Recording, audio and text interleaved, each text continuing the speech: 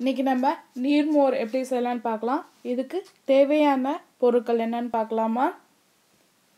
பெருங்காயம் 1/2 டீஸ்பூன், தயிர் 1 கப், தாளிக்கிறதுக்கு உளுத்தம்பருப்பு 1/2 டீஸ்பூன், கடுகு 1/2 டீஸ்பூன், அரை எலுமிச்சம்பழம், கொத்தமல்லி, கருவேப்பிலை இருக்கவங்க கருவேப்பிலை ஒரு கொத்து வச்சுக்கோங்க, இஞ்சி சின்ன துண்டு, பச்சை மிளகாய் நான் 1 வச்சுருக்கேன், அது இல்லாமல் சிவப்பு மிளகா நான் 1 வச்சுருக்கேன்.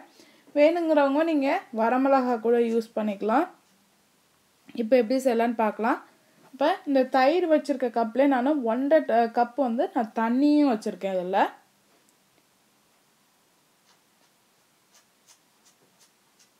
பாருங்கள், இப்போ நான் தண்ணி வச்சுருக்கேன்.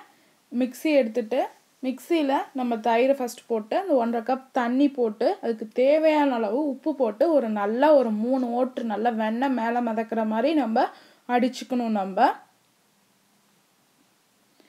அடிச்சுட்டு இது தனியாக எடுத்து வச்சுருங்க.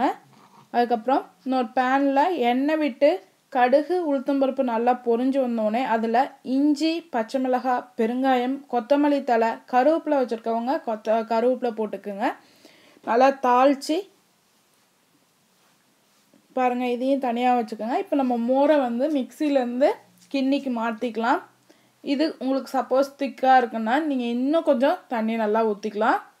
இதில் நான் அரை எலுமிச்சம்பழம் நான் புழிஞ்சிக்கிறேன். புழிஞ்சிட்டு தாளித்து வச்சுருக்கத இதில் நான் கொட்டிக்கிறேன். இப்போ நீர்மோர் ரெடி ஆகிடுச்சு. இதை கொஞ்சம் ஃப்ரிட்ஜில் வச்சு நீங்கள் கூலிங்காக குடிச்சிங்கன்னா இன்னும் நல்லாயிருக்கும். செஞ்சு பார்த்துட்டு உங்கள் கமெண்ட்ஸை போடுங்க.